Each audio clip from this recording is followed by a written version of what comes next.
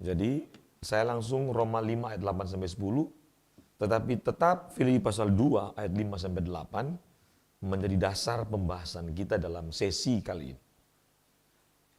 Akan tetapi Allah menunjukkan kasih-Nya kepada kita oleh karena Kristus telah mati untuk kita ketika kita masih berdosa.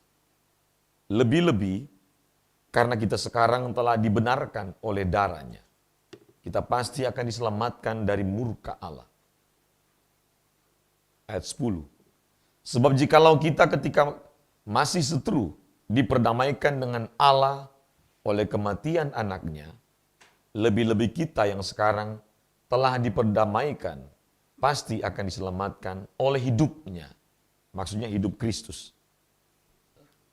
Sebelum saya akan melanjutkan pembahasan dari khotbah saya pagi ini, saya sekali lagi mengucapkan turut sepenanggungan kepada saudara-saudara kita yang mengalami gempa di Mamuju dan di Majene di Sulawesi Barat.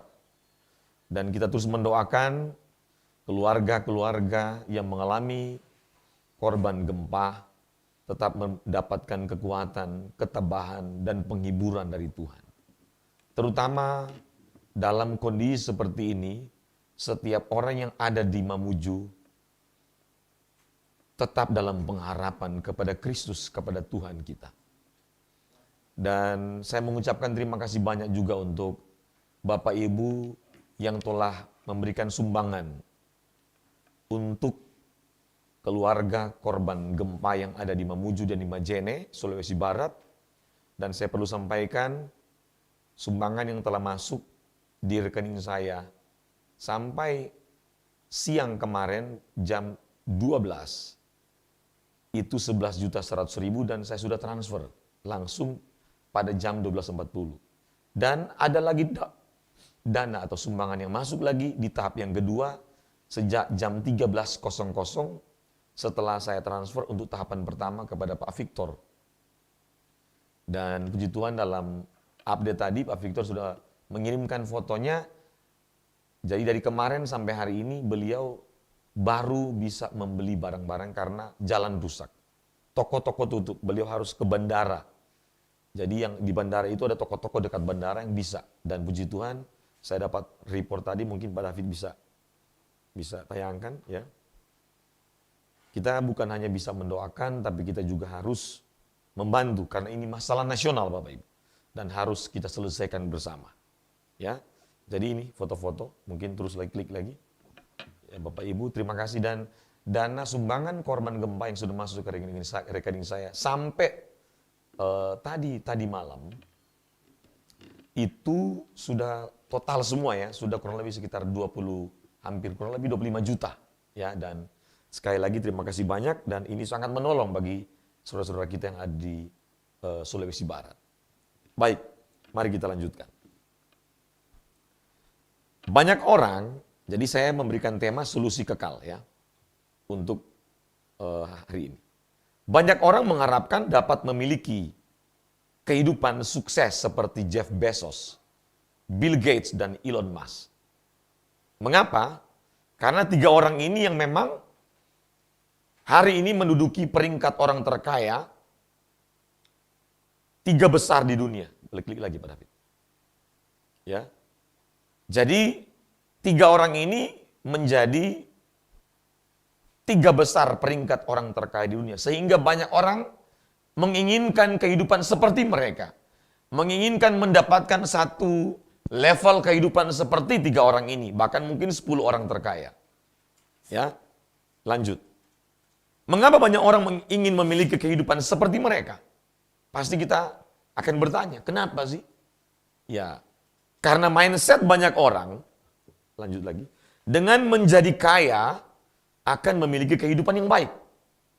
Dapat memenuhi semua impian dan solusi masalah hidup manusia. Karena semua orang tahu bahwa hidup manusia itu penuh permasalahan.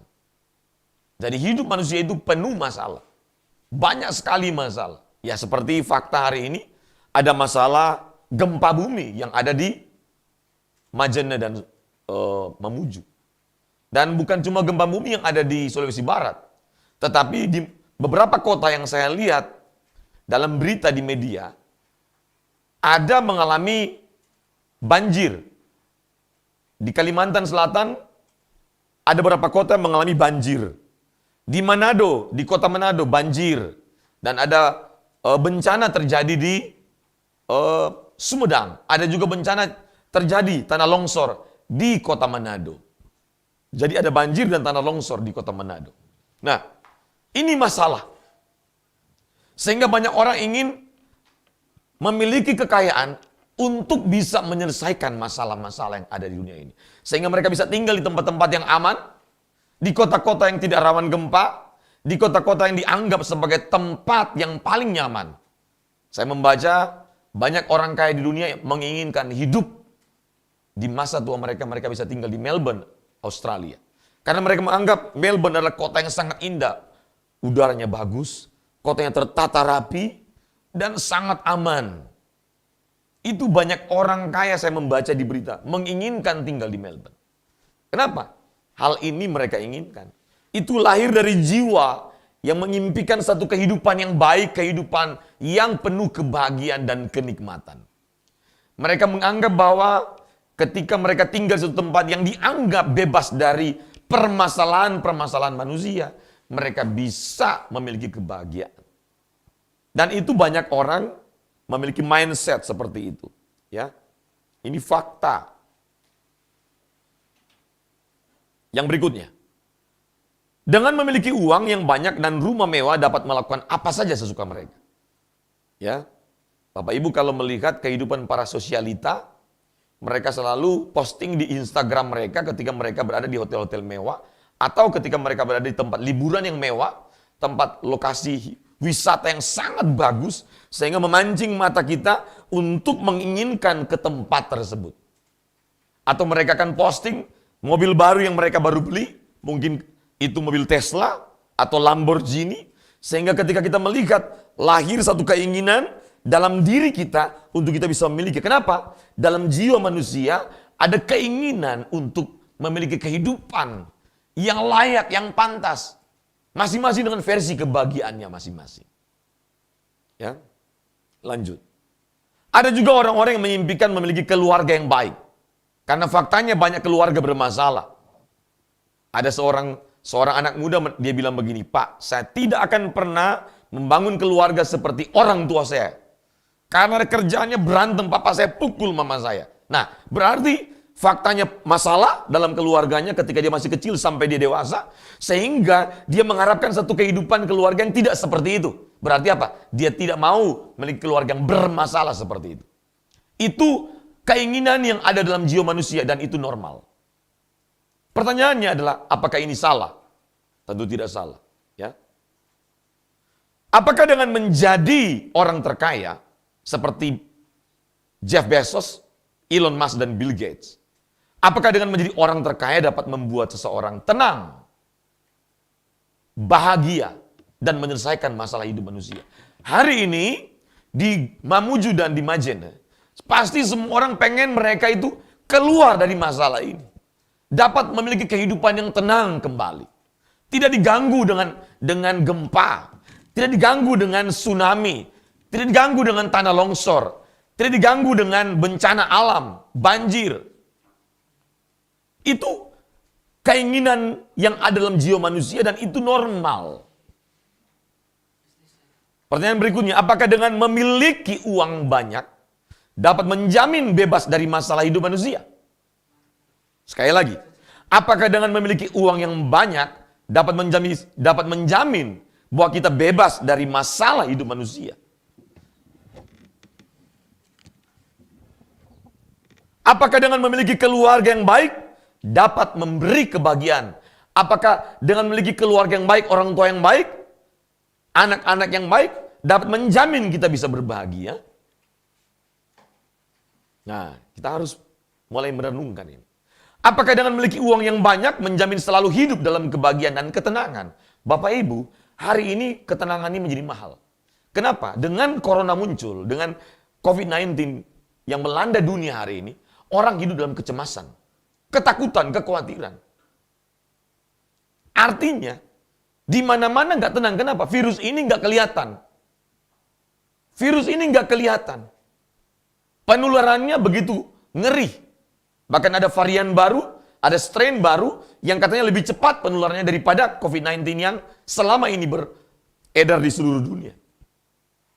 Dunia tidak menciptakan ketenangan. Orang-orang makin tidak tenang hari ini. Pertanyaannya, apakah dengan memiliki uang banyak kita bisa tenang? Enggak. Faktanya, ada orang kaya ketika dia kena positif COVID-19,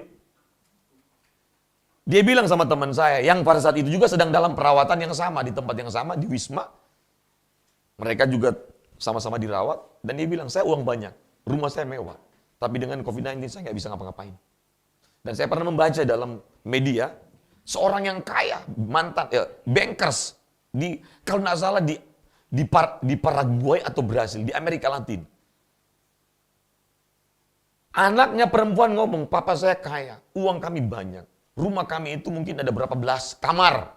Kaya sekali, mobil ada segala macam. Tapi dia bilang, tapi uang kami, kekayaan kami tidak bisa membeli oksigen. Tidak membeli nafas hidup. Nggak bisa. Tidak bisa.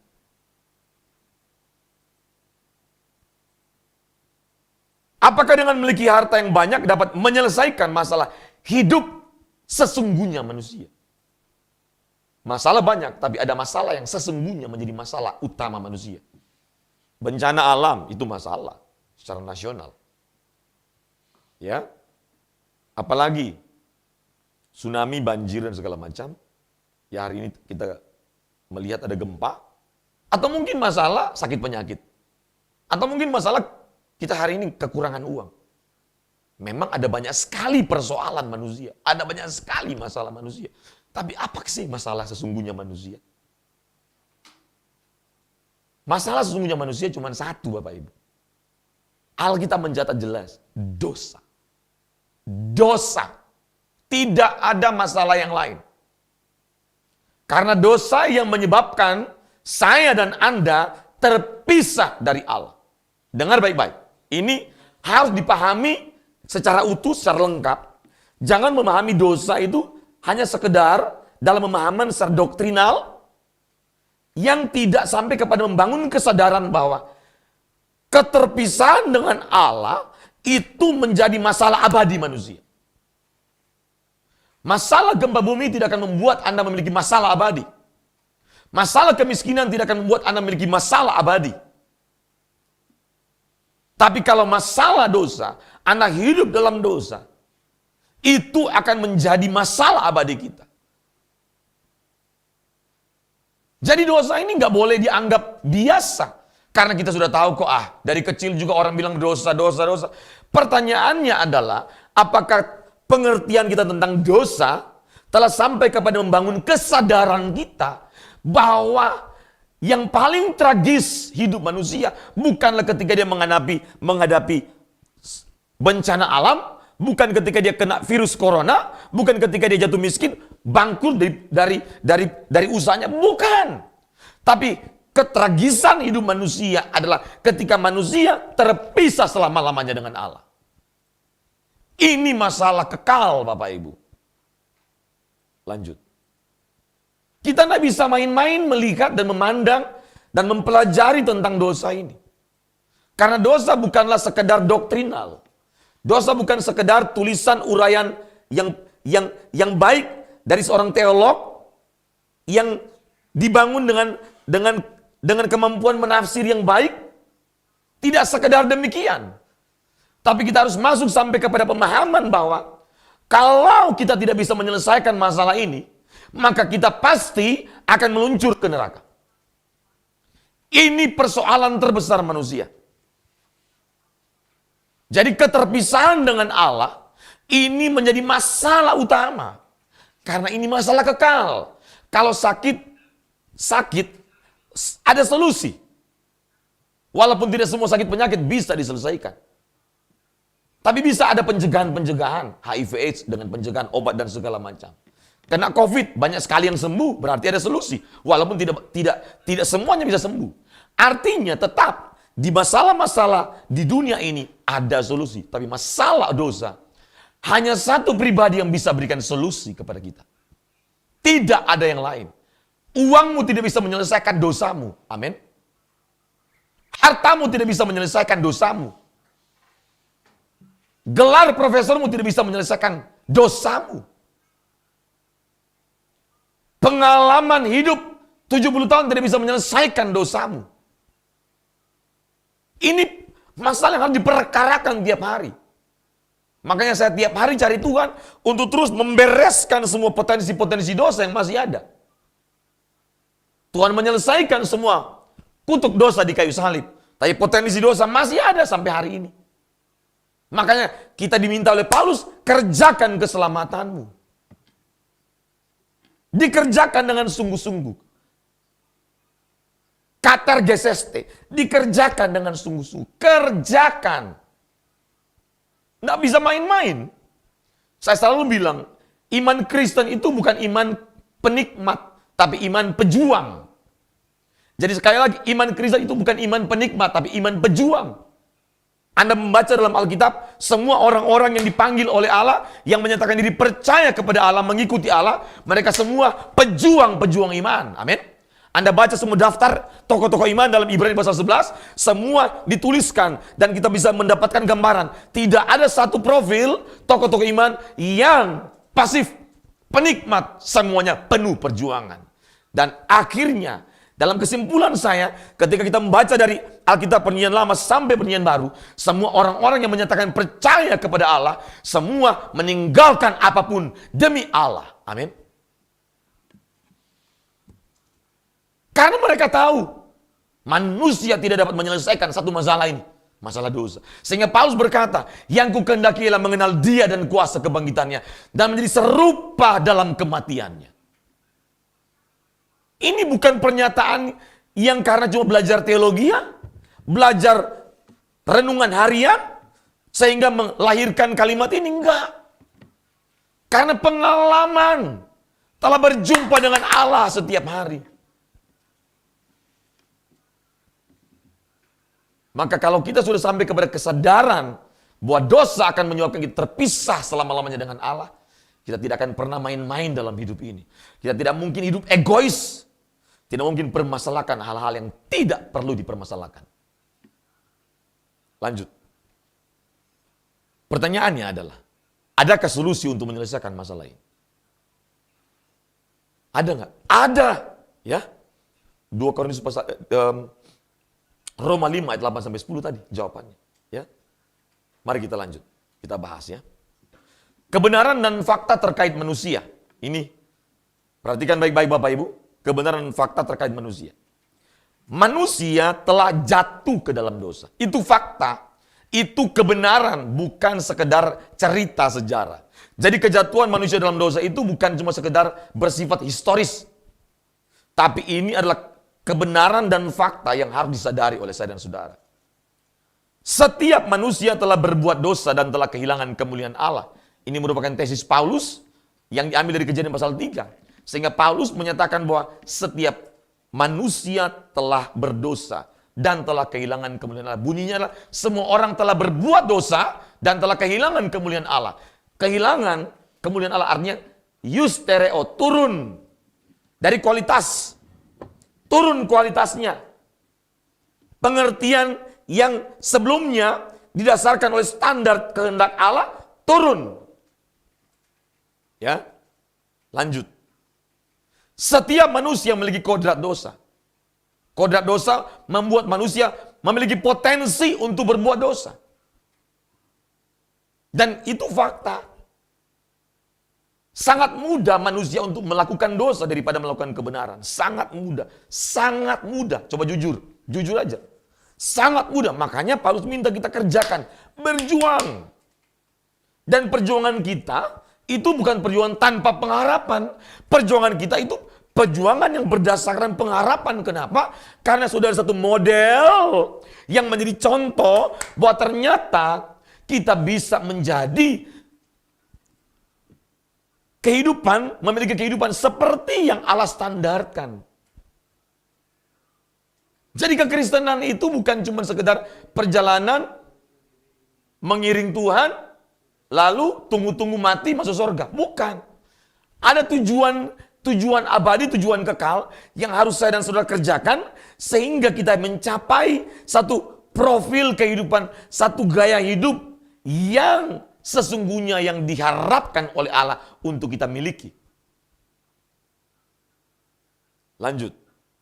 Dari penjelasan ini berarti dosa, lanjut ya, menjadi masalah utama manusia yang harus diselesaikan. Ya. Lanjut. Tidak ada cara lain untuk menyelesaikan masalah ini selain pribadi yang tak berdosa. Jadi tidak bisa pribadi yang berdosa menyelesaikan masalah dosa, nggak bisa. Jadi tidak ada cara lain untuk menyelesaikan masalah ini selain pribadi yang tak berdosa harus turun menjadi manusia dan penebus atau pembebas, yaitu Tuhan Yesus Kristus. Roma 5 ayat 8 sampai 10. Yohanes pasal 3 ayat 16, ya. Jelas.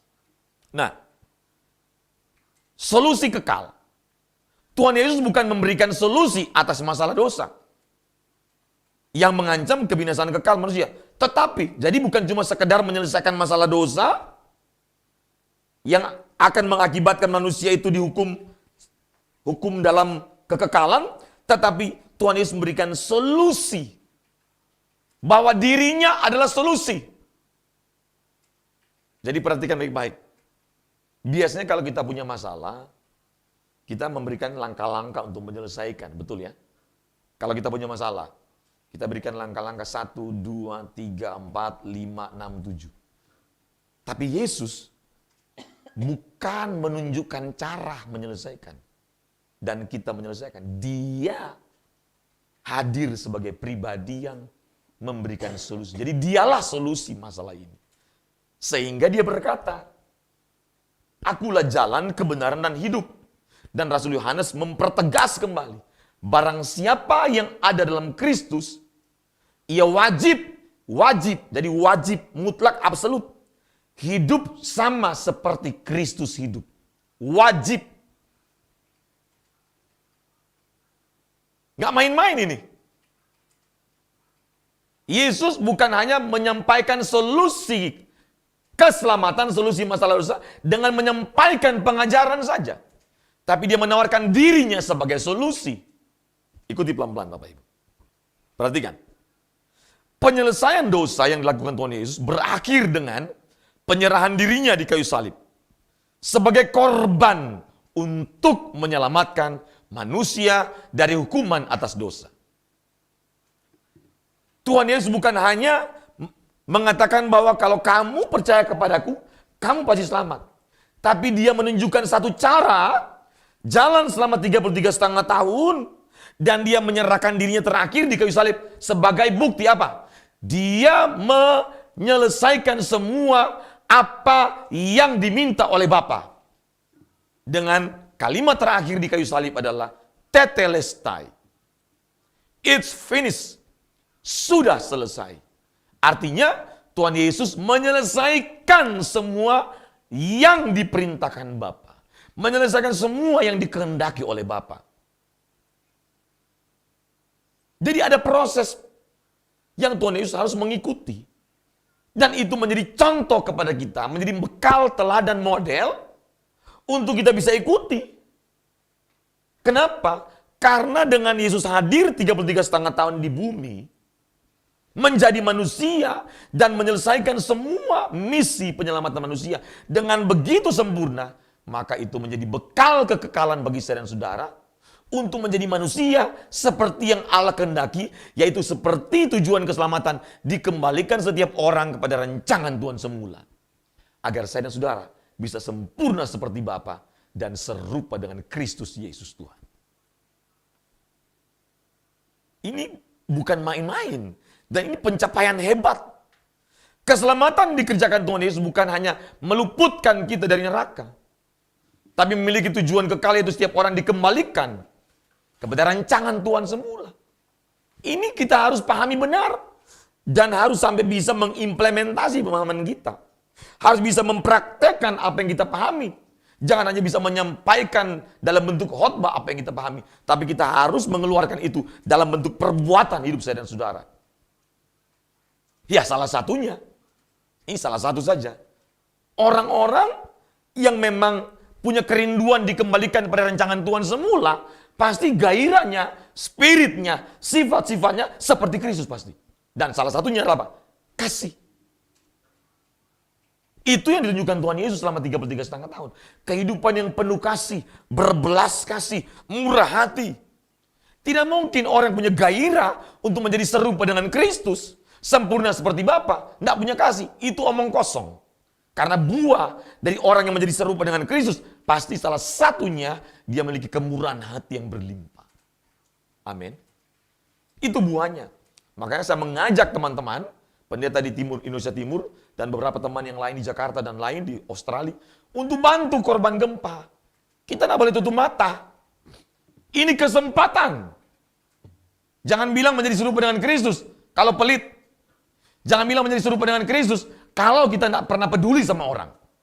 Jangan bilang saya ingin menjadi serupa dengan Kristus, tapi mohon maaf, hidupnya penuh egois, hanya perhatikan keluarganya.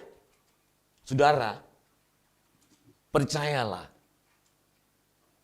kehidupan yang penuh kasih, kehidupan yang penuh dengan kelimpahan kemurahan hati, itu tidak akan pernah membuat kita miskin. Percayalah.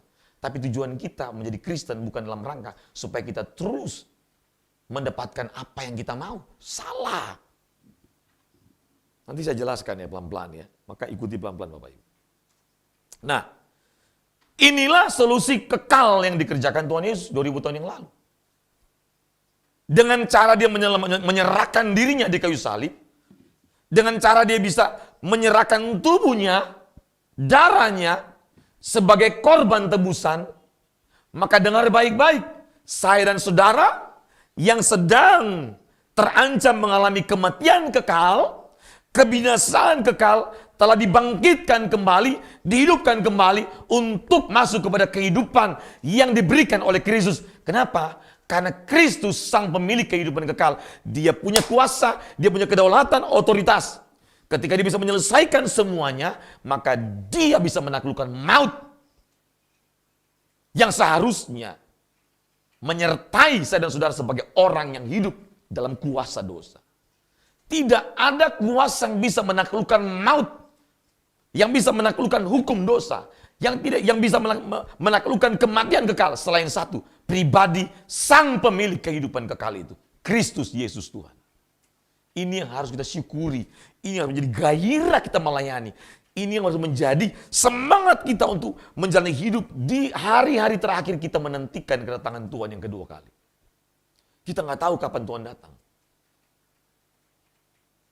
Kedatangan Tuhan bisa bersifat pribadi dengan kita mati. Tapi bisa mungkin ada orang tertentu yang masih hidup ketika Tuhan datang. Nggak masalah, terserah yang mana saja. Intinya adalah kesempatan yang Tuhan berikan kepada kita sampai hari ini. Kalau kita masih bisa hidup, dengar baik-baik, gunakan kesempatan dengan baik untuk terus berjuang menjadi serupa dengan Kristus.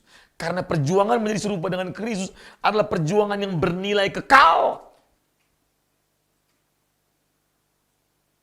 Berikutnya, jadi Tuhan Yesus tidak turun ke dunia. Perhatikan ini Bapak, perhatikan Bapak Ibu, klik lagi. Jadi Tuhan Yesus tidak turun ke dunia untuk tujuan menyelesaikan masalah perut, sakit penyakit, ketiadaan uang, dan miskin jadi kaya. Bukan untuk itu dia datang. Karena dengan misalnya kita tidak punya uang harus kerja. Itu solusi di dalam dunia fana. Kenapa Tuhan tidak bisa memberikan solusi dengan membatalkan tatanannya, membatalkan hukumnya. Misalnya, karena kita bilang kita percaya Tuhan, maka kita malas-malas, tidak ada uang, kita tidak kerja, kita hanya berdoa saja. Tuhan tidak bisa menjawab doa kita yang berlawanan dengan tatanan Allah. Tuhan tidak bisa menjawab doa kita yang berlawanan dengan hukum Allah.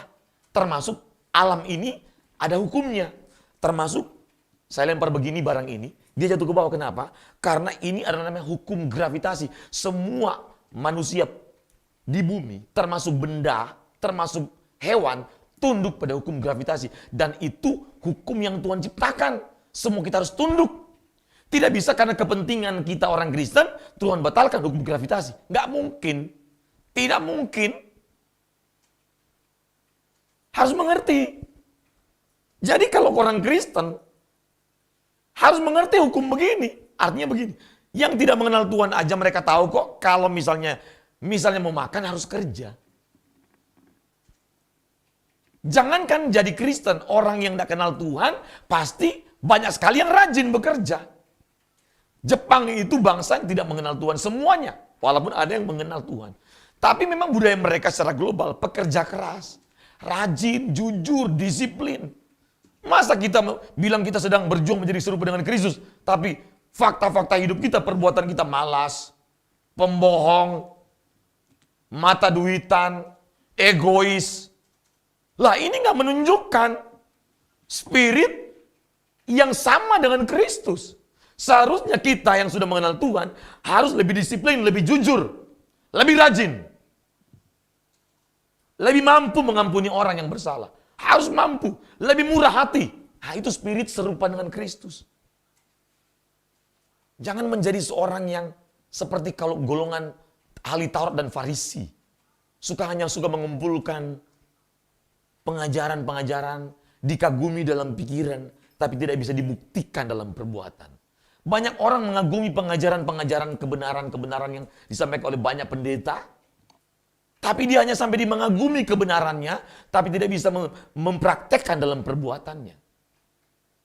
Jangan simpan kebenaran itu dalam pikiran, tapi keluarkan itu menjadi buah dalam perbuatan kita. Jangan simpan pengenalan kita akan Kristus hanya dalam sampai pikiran dan keyakinan. Pengenalan kita akan Kristus keluar dari buah kehidupan saya dan saudara. Tuhan Yesus turun ke dunia bukan hanya sekedar meluputkan manusia dari hukuman atas dosa, tetapi meninggalkan kehidupan yang dapat menjadi bekal hidup kekal manusia, yaitu agar setiap orang dapat menjadi serupa dengan Kristus Yesus. Pertanyaannya adalah, apakah menjadi serupa dengan Kristus adalah jaminan solusi hidup kekal? Ini jawab pertanyaannya. Apakah menjadi serupa dengan Kristus adalah jaminan solusi hidup kekal? Ya, lanjut lagi. Karena menjadi serupa dengan Kristus adalah tujuan dari keselamatan yang dikerjakan Tuhan Yesus. Bukan sekedar meluputkan kita dari api neraka. Karena menjadi serupa dengan Kristus adalah karakter manusia yang dikehendaki Bapa di surga. Ciri-ciri hidup manusia yang dikehendaki Bapa di surga. Karena yang namanya keserupaan dengan Kristus bukan tulisan, bukan ajaran yang keluar dari mulut, bukan cuma sekedar didengar dari khotbah-khotbah, enggak. Nyata dalam kehidupan kita 1 kali 24 jam. Sebagai suami, sebagai ayah, orang tua di rumah, harus nyata bahwa kita serupa dengan Kristus dengan menjadi orang yang paling bertanggung jawab di rumah. Bekerja keras, cari nafkah. Pak, lagi COVID, tidak masalah. COVID tidak COVID, kita harus bekerja keras cari uang untuk menafkahi keluarga kita. Dengan cara gimana? Disiplin. Saya tadi malam meeting dengan pimpinan sekolah. Saya bilang, zaman ini, kondisi ini, waktu-waktu ini harus super disiplin. Super disiplin. Disiplin hidup. Hanya mengerjakan yang prioritas. Mengerjakan yang bertanggung jawab. Saya bilang sama mereka, periksa jadwalmu. Pastikan jadwal kita dari pagi sampai malam, semua jadwal itu hanya berisikan aktivitas melakukan kehendak Allah. Kalau ada aktivitas di luar dari melakukan kehendak Allah, buang semua, coret, hapus dari jadwalmu. Dan hal yang sama saya sampaikan kepada semua mahasiswa Stakupang kemarin dalam ibadah pembukaan di Stakupang. Saya sampaikan kepada mereka, periksa jadwalmu. Efesus 5 ayat 16 berkata, dan pergunakanlah waktu yang ada karena hari-hari ini adalah jahat. Bukan harinya yang jahat, bukan waktunya yang jahat, bukan jamnya yang jahat, bukan tahunnya yang jahat. Dengar, bukan zaman yang jahat, tapi manusianya yang jahat. Kejadian pasal 6 jelas. 2 Timotius pasal 3 ayat 1-9. Di hari-hari terakhir, maka akan datang masa yang sukar.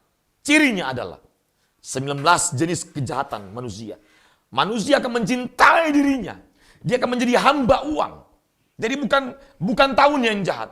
Bukan keadaan dunia yang jahat. Tapi manusianya yang jahat. Nah, kata jahat dalam bahasa asli di Efesus pasal 5 ayat 16 itu menggunakan kata poneros. Kata poneros itulah perbuatan jahat secara fisik yang dilakukan oleh manusia, yang menyebabkan krisis, yang menyebabkan kesukaran, yang menyebabkan orang di sekitarnya berbuat dosa. Dan ini menyebabkan kesukaran, masa sukar, krisis. Itu namanya jahat. Nah, kalau kita tidak super waspada, super disiplin dalam menjalani hidup, bahaya. Makanya Efesus pasal 5 ayat 15, sebelum ada kata dan pergunakan waktu yang ada, maka bunyinya begini, Paulus bilang sama jemaat Efesus. Maka perhatikanlah cara hidupmu. Itu Paulus ngomong. Perhatikan cara hidupmu. Di masa-masa ini kita harus perhatikan cara hidup. Apa sih cara hidup? Mulai dari apa? Cara berpikir. Cara kita berbicara. Cara kita menjalani hidup. Jadwal kita, aktivitas kita seperti apa. Cara kita menyikapi persoalan, itu cara hidup namanya. Cara kita melihat persoalan nasional hari ini. Bagaimana cara kita bersikap terhadap gempa yang ada di Mamuju. Yang ada di Majene, di Sulawesi Barat.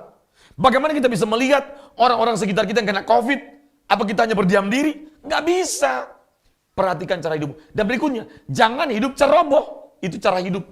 Berarti apa? Nggak boleh tidak cermat, tidak. Harus semua cermat. Semua dihitung, dipertimbangkan sebelum bertindak. Harus hidup bertanggung jawab. Cara hidup itu kan berhubungan dengan bagaimana kita hidup yang sesuai dengan kehendak Allah. Orang yang hidup sesuai dengan kehendak Allah pasti ciri-cirinya jujur, bertanggung jawab, disiplin, bijaksana. Nah, ayat yang ke-17 bilang, maka jadilah, jangan jadi orang seperti orang bodoh, tapi jadilah seperti orang arif, bijaksana. Apa arti hidup bijaksana? Orang yang bertindak tepat di waktu yang tepat. Kata mempergunakan dalam Efesus pasal 5 ayat 15, ayat 16. Menggunakan kata exagorazo. Exagorazo. Artinya apa, Pak? To redeem, menebus ulang waktu-waktumu yang sudah hilang, yang selama ini, yang memang cara hidupmu kacau. Jadwal aktivitasmu, semua itu tidak memuliakan Allah. Itu maksudnya. Kata waktu di sana apa? Kairos. Kairos, jadi ini tidak bisa dipisahkan. Jadi, pergunakan waktu yang ada karena hari ini adalah jahat. Jadi ini bisa dipisahkan, ini satu kalimat yang lengkap, yang tidak bisa dipisahkan, sehingga membangun pengertian yang utuh. Artinya begini, keadaan sekarang penuh dengan manusia yang jahat, yang mengakibatkan kesukaran, krisis, dan berbagai macam hal. Sehingga kita harus super waspada, hidup di dalam cara hidup seperti orang yang bijaksana. Mampu bertindak tepat di waktu yang tepat. Hidupnya tidak egois. Hidupnya semuanya melakukan kehendak Allah. Semuanya dalam rangka untuk menolong banyak orang. Harus begitu kita.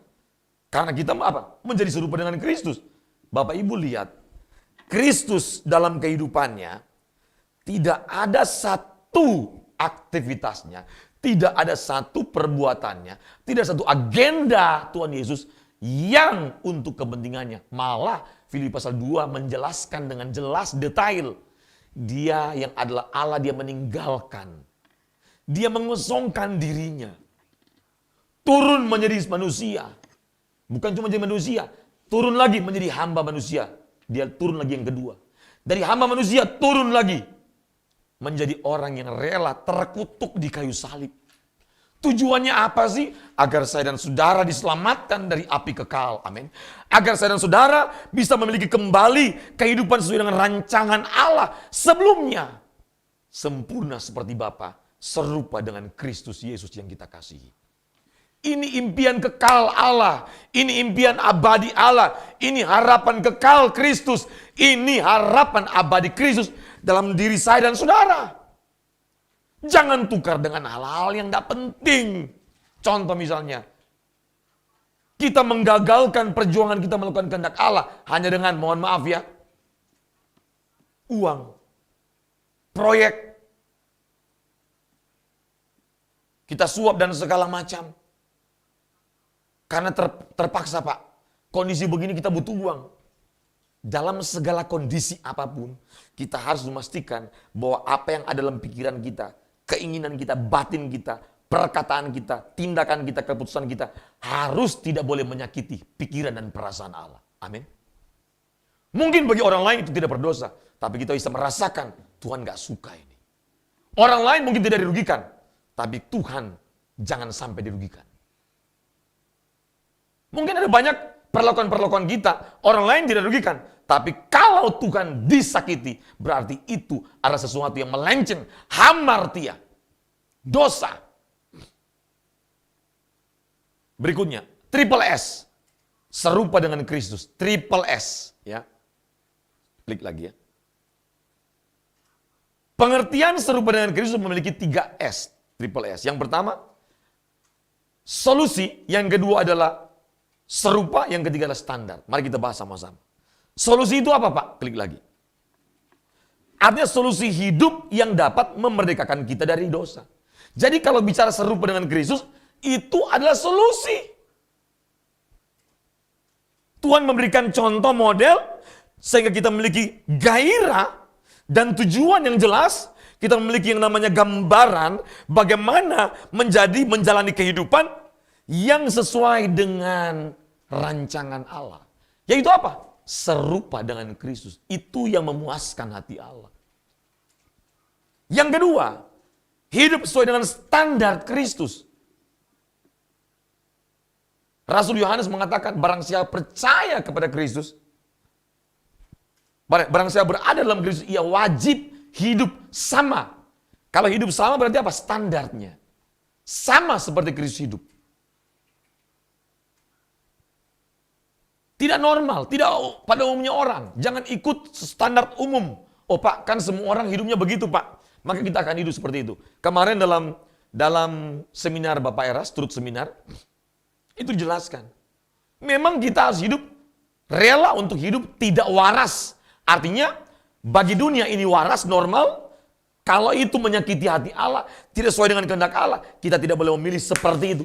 Kita memilih di jalur yang lain. Hidup serupa dengan Kristus adalah standar Kristus, bukan standar dunia pada umumnya. Beda. Beda sekali. Sangat berbeda. Lama-lama Bapak Ibu, kita mulai melucuti apapun yang kita miliki. Karena apa? Perjalanan iman menjadi serupa dengan Kristus adalah perjalanan berangsur-angsur mengakhiri melepaskan semua yang ada pada kita yang kita miliki di dunia. Berangsur-angsur terus lepas semua. Misalnya, kita ini kan punya monster-monster Bapak Ibu. Saya punya monster, saya punya mimpi dulu menjadi motivator nomor 1 di Indonesia. Itu monster ingin terkenal, ingin memiliki banyak uang, walaupun tujuannya membantu banyak orang. Tapi sebenarnya ada kepentingan-kepentingan di situ. Kepentingan pribadi, supaya terkenal, supaya orang tahu saya baik. Oh, saya harus bunuh pelan-pelan itu. Bunuh, terus berjuang. Nah ini yang harus menjadi fokus kita. Kita tidak boleh begini, menjadi Kristen, fokusnya adalah membicarakan kejelekan orang. Aduh. Menjadi Kristen, menjadi pendeta, hanya untuk apa? Supaya kita bisa menghajar semua gereja yang kita nggak suka pengajarannya. Nggak bisa begitu. Setiap kita punya monster. Ada monsternya uang, ada monsternya gila hormat, ada monsternya popularitas, gila terkenal. Makanya ada istilah pansos, panjat sosial. Ada pendeta-pendeta yang tidak bisa lihat. Kalau ada yang viral, dia bicara lagi itu. Ada yang viral, dia ngomong. Ada yang viral, dia ngomong. Kenapa? Numpang, pansos. Ini kita yang tahu kok. Di sini. Jadi masalahnya begini. Menjadi serupa dengan Kristus bukan di sini yang sulit. Tapi di sini. Di sini. Ini yang sulit. Itu susah kalau kita tidak terus-menerus berjuang membunuh monster-monster kita setiap hari. Bunuh dia. Harus bunuh monster itu. Egois, arogan, sombong, angku, pelit, licik. Nah, harus bunuh. Terus berlebihan dalam posting-posting foto misalnya. Aduh, saya lihat ada ibu-ibu kerjanya cuma itu, posting foto terus tiap hari. Ini pekerjaan ABG. Kenapa? Ibu sudah punya 2 anak, 1 anak, sudah menikah 5-10 tahun, 15 tahun, bahkan ada yang mungkin sudah menikah 20 tahun, tapi hidupnya masih bukan, aduh. Untuk apa? Pendeta lagi. Saya sudah mungkin hampir tidak sudah lama saya nggak foto. Karena saya pernah evaluasi. Tujuannya kenapa saya posting foto saya? Memang promosi itu penting. Menyampaikan kita punya laporan kegiatan penting.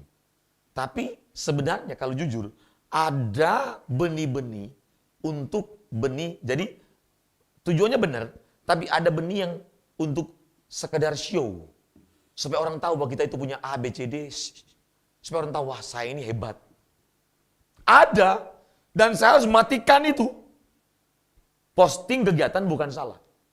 Tapi harus pastikan bahwa di hati kita ini tidak ada benih yang coba-coba untuk menyimpangkan kita dari memuaskan hati Allah. Maka periksa jadwal kita, aktivitas kita setiap hari, kegiatan kita. Apakah semua aktivitas kita setiap hari itu dalam rangka memuaskan hati Allah, memuaskan pikiran perasaan Allah, atau pikiran perasaan kita sendiri? Kalau kita beli barang misalnya, barang begini nih, dalam rangka apa kira? Untuk saya, supaya saya ketika bergaul dengan teman bilang, woi keren banget ya, woi handphone baru, tas baru, woi bermerek ya, LV, Louis Vuitton dan segala macam. Kita yang tahu.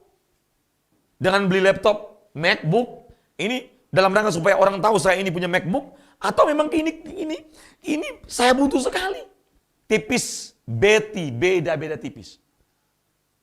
Pakai jas begini, dengan pakai jas biasa, ini saya nyaman karena ini pas banget di badan saya. Dengan begini, wah kalau saya pakai begini pas lihat di cermin, keren banget ya. Wes, mantap juga ini. Wah, kayaknya makin kelihatan keren saya ini. Itu beda tipis. Dan kita yang berjuang terus menjadi serupa dengan Kristus harus beresin. Waktu posting foto kegiatan, ada apa di balik itu? Tujuannya apa? Benar cuma posting atau memang pengen supaya orang tahu begini-begini? Apalagi kalau misalnya kita posting kita punya kebutuhan. Waduh. Itu masalah dalam diri kita. Yang harus kita selesaikan, kita yang harus beresin itu. Yang ketiga, serupa dalam karakter Kristus memiliki apa? Sifat-sifat Kristus. Ini 3S ini. Jadi serupa dengan Kristus adalah solusi bagi saya dan saudara, dan ini yang harus kita perjuangkan setiap hari. Ini solusi kekal. Contohnya jelas, modelnya Kristus. Yang kedua, itu standar hidup kita. Itu standar wajar dalam kerajaan Allah. Bukan standar tidak wajar. Tapi bagi dunia, kita nggak wajar. Nggak apa-apa. Tidak apa-apa. Saya ditelepon sama ibu-ibu yang sedang dalam perawatan. Positif COVID-19. Wah, saya senang sekali dia sharing. Saya mimpi Pak Joni. Aduh Pak, baru kali itu saya bisa merasakan perasaan saya, hati saya bahagia. Indah sekali dan sulit untuk saya katakan, Pak. Ini selama saya hidup saya belum pernah mengalami ini. Dia bermimpi ketemu dengan Tuhan Yesus. Waduh, dan dia pengen pegang-pegang tangan Tuhan Yesus. Tuhan Yesus bilang begini, belum waktunya kamu pulang. Karena masih ada orang-orang yang memang harus, yang perlu. Kenapa? Kalimatnya adalah banyak gereja yang tidak bisa diselamatkan. Artinya Tuhan masih mau pakai dia untuk bisa menyampaikan kebenaran kepada orang-orang yang Tuhan izinkan dia ketemu. Perasaannya baru mimpi saja ketemu Tuhan Yesus, sudah bilang, aduh Pak, saya sudah gak mau balik. Bayangkan itu. Baru mimpi, sudah indah sekali. Apalagi kita ketemu langsung dengan Tuhan Yesus. Waduh, makanya orang yang nanti ada di kerajaan Allah adalah orang-orang yang sudah terbiasa dalam hidupnya berjumpa dengan Kristus di waktu-waktu hidupnya. Berjumpa dengan Kristus pertama di dalam doa-doa kita. Apakah jam doa kita, relasi kita dengan Tuhan konsisten ketemu dengan Tuhan? Makanya saya senang lagu ini, lagu Bapak Eras itu saya senang banget lagu ini. Yang refnya ku mengasihi. Ini bagus sekali. Ku mengasihimu, ku menghormatimu, Engkau satu-satunya harta milikku, berharga di hidupku. Kau yang kurindu, Kau yang kurindukan, Kau yang ku nantikan, ya Bapa. Bila ku boleh datang memandang wajah-Mu, ku mengasihi-Mu, ku mengasihi-Mu, ku menghormati-Mu, ya Bapa. Engkau satu-satunya harta milikku, berharga di hidupku, ya Bapa.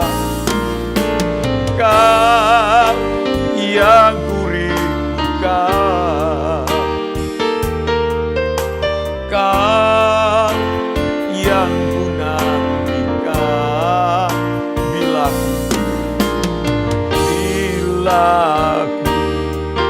boleh datang memandang wajah-Mu, Tuhan. Bapak Ibu Saudara sekalian, menjadi serupa dengan Kristus itu bukan sekedar ajakan yang tanpa pengalaman. Ini ajakan yang harus dialami oleh saya dan saudara. Harus dialami. Karena pengalaman kita ketika kita berjumpa dengan Kristus, kasih kita makin hari makin bertambah. Kita bisa merasakan pikiran perasaannya. Sehingga orang-orang yang bilang mengasihi Kristus pasti menghormati Dia.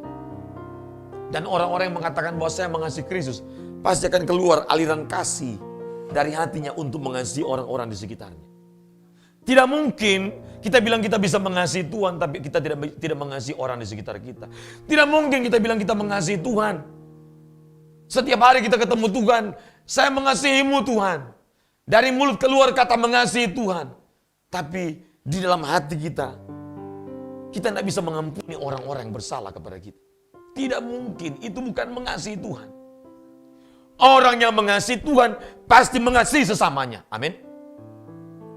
Karena itu hukum.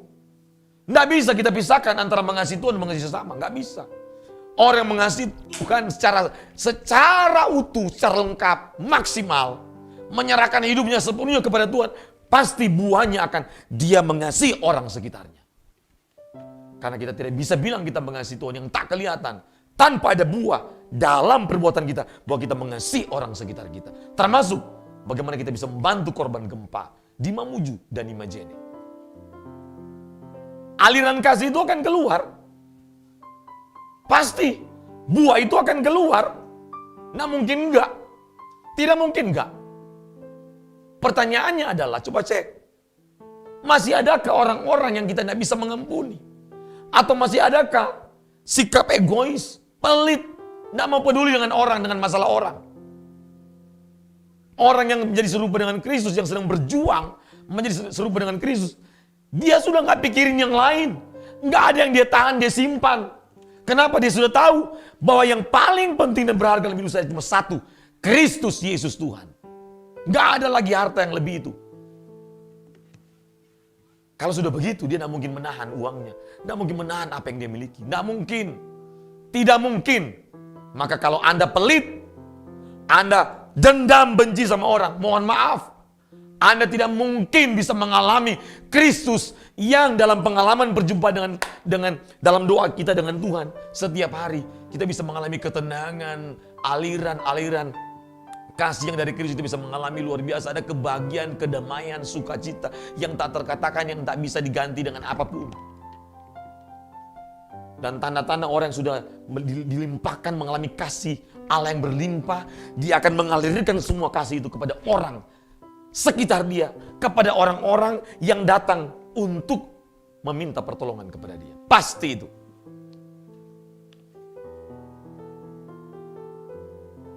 Orang yang menjadi serupa dengan Kristus, orang itu harus rela berkorban dan meninggalkan apapun. Gak bisa enggak, tidak bisa. Bohong kita kalau bilang kita mengasihi Tuhan, kita ingin menjadi serupa dengan Kristus, tapi mohon maaf ya, pelit. Saya bingung ya. Dan saya paling gak suka lihat orang pelit, Bapak Ibu. Marah saya. Marah saya. Marah saya. Menjadi serupa dengan Kristus buktinya yang mudah aja. You mengasihi orang gak sih? You bisa mengampuni orang gak sih? Kita bersyukur kita dapat kesempatan untuk menolong orang. Tuhan tidak mungkin mengirimkan orang-orang yang perlu ditolong kalau kita tidak siap menolong mereka. Tidak mungkin. Tidak mungkin. Tidak mungkin. Ini kesempatan Bapak Ibu. Minggu depan saya akan lanjut dengan rumus menjadi serupa dengan Kristus. Minggu depan saya akan bahas rumus menjadi serupa dengan Kristus. Jadi Bapak Ibu, minggu depan kita ketemu lagi jam 9.30 WITA. Ya. Rumus menjadi serupa dengan Kristus. Dan ini saya akan sambung terus. Bulan depan dan di Rabu, hari Rabu, saya akan bicara tentang hal-hal bagaimana mempersiapkan diri. Perjalanan pulang ke rumah Bapa, ya. Kita harus serius. Harus serius Bapak Ibu. Saya dengan melihat teman-teman yang kena COVID, memang apa yang dikatakan oleh Bapak Era Sabdono benar, hidup ini tragis. Kalau kita tidak persiapkan diri dengan baik. Bapak Ibu mohon maaf, masalah di dunia ada banyak solusi yang bisa kita lakukan. Anda mungkin belum bisa menikah, ya. Ada mungkin bisa banyak cara. Anda sedang hari ini mungkin masih jomblo, ada cara yang lain. Banyak. Apalagi sekarang ada media sosial. Orang menikah banyak karena ketemu di media sosial. Masalah sakit penyakit, banyak obat sekarang bisa. Masalah COVID sudah mulai ada vaksin dan mulai tahu pola dan model penanganan seperti apa, strateginya seperti apa menangani orang COVID. Dan banyak yang sudah sembuh. Masalah apa? Masalah nggak punya uang, ada pekerjaan. Anda bisa bangun usaha, Anda bisa bekerja dengan orang. Tapi kalau masalah yang namanya hidup kekal, masalah kematian kekal, cuman satu. Kita harus berjumpa dengan Sang Pemilik hidup kekal. Ikut kehidupannya, menjadi serupa dengan Kristus, itulah solusi hidup kekal. Nggak boleh kita tukar dengan apapun. Jangan perjuangan menjadi serupa dengan Kristus dibatalkan dengan hal-hal yang fana. Uang, kita tukang bohong, nggak bisa dipercaya mengolah uang. Bahaya sekali. Jangan cuma masalah 1, 2 juta, 5 juta, 10 juta, 20 juta, 50 juta, 100 juta kita tukar kehidupan kekal. Aduh. Jangan cuma masalah, mohon maaf ya, mertua dengan menantu, hanya masalah makan, masalah piring pecah, masalah gelas pecah, dipersoalkan. Masalah barang hilang, barang pun harganya mungkin 50.000. Yang hilang apa? Itu sapu lantai. Mama tua mulai mengamuk, mulai marah-marah. Ya. Terus anak jatuhin handphone juga tidak pecah, dipukul anak sampai berdarah. Dipukul kepalanya. Saya pernah bilang sama teman saya, kalau misalnya handphone rusak bisa diperbaiki di toko handphone. Tapi kalau otak anak kita yang rusak, jiwa anak kita yang rusak, sulit diperbaiki. Orang kalau sudah fokus kepada hal-hal yang kekal, langit baru, bumi baru, dia tidak akan persoalkan hal-hal yang fana, yang rese-rese. Dia tidak akan batalkan perjalanan, perjuangan, hidup kekal hanya dengan masalah-masalah rese begini. Tidak mungkin. Tidak mungkin. Dan saya terus berjuang untuk itu. Saya bilang sama istri saya, sama anak saya, ingat, manusia lebih berharga daripada apapun barang itu. Mau barang harganya berapa? Manusia lebih berharga. Tidak boleh merendahkan manusia dan mengangkat barang yang kita anggap paling berharga karena rusak, karena hilang. Tidak boleh. Tidak boleh. Apapun barang yang mungkin rusak atau hilang, tetap manusia itu lebih berharga. Harus begitu. Masalah makan di meja makan tidak boleh jadi masalah. Kalau hari ini nggak ada lauk, nggak masalah. Hari ini nggak ada sayur, nggak ada masalah. Ya, makan tempe-tempe, bagi-bagi satu-satu tempe, nggak masalah. Saya sudah biasa makan cuma nasi dan tempe, tahu, biasa, udah biasa. Itu tidak perlu dipermasalahkan. Yang penting hari ini masih sehat. Amin. Jangan hati kita yang penuh dengan kedamaian dari Tuhan dirusak dengan masalah makanan. Malu. Ya. Minggu depan kita akan lanjutkan dengan rumusan menjadi serupa dengan Kristus. Mari kita bangkit berdiri. Ku mengasihimu, ku menghormatimu, Engkau satu-satunya harta milikku, berharga di hidupku, ya Bapa. Kau yang kurindukan,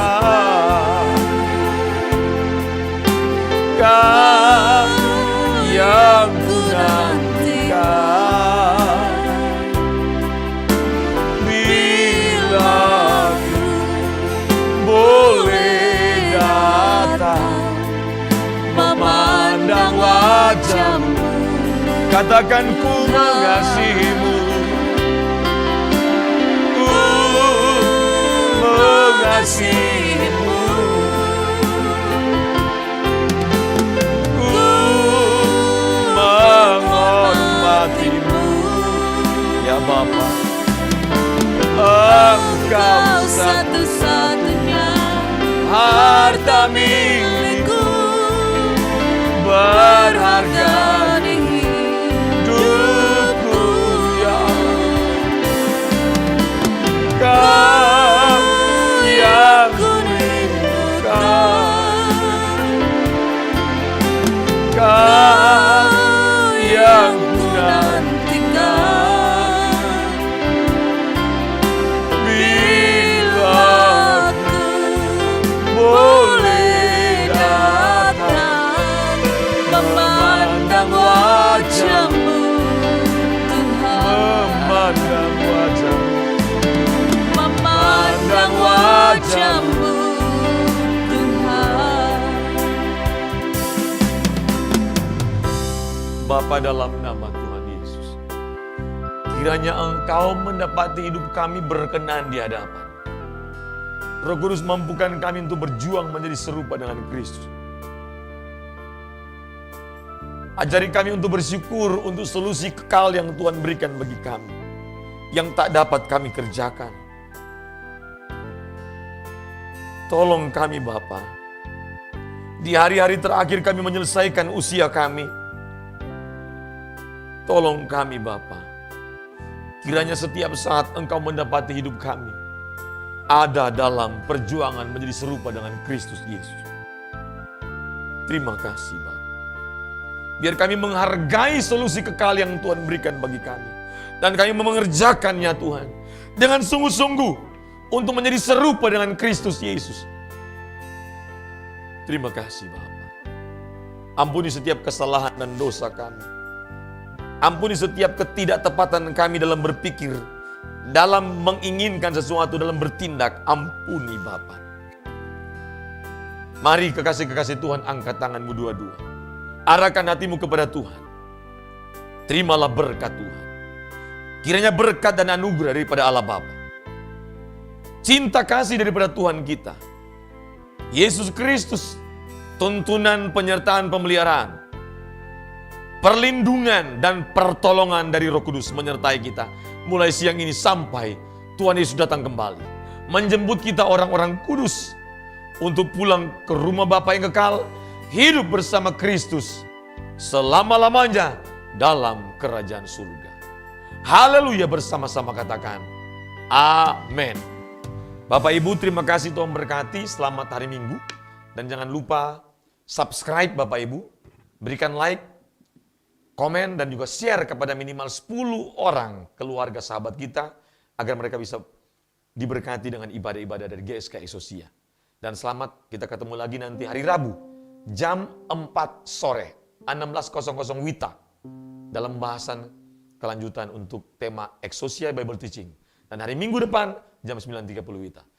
Dan jam 12 siang ini, jam 12 siang kita akan mengikuti ibadah dan dilangsungkan dengan perjamuan kudus dari GSKI Rehoboth Jakarta di truth.id yang akan dilayani oleh Bapak Pendeta Dr. Era Susabdono. Shalom, Tuhan berkati.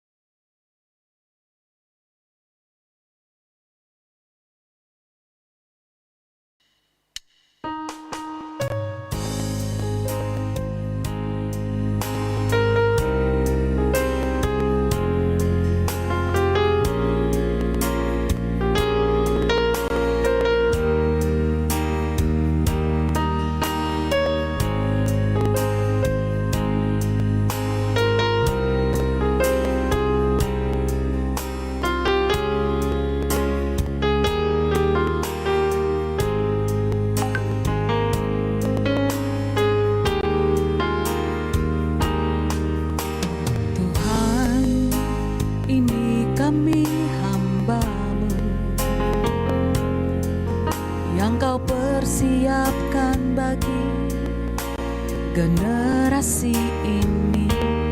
Tuhan, ini kami pelayan-Mu, mengabdi untuk kerajaan-Mu. Bapa, urapilah kami. Bapa, sertailah kami. Berikan hati-Mu, berikan hikmat-Mu, untuk perlengkapi kami, menyelesaikan tugas kami.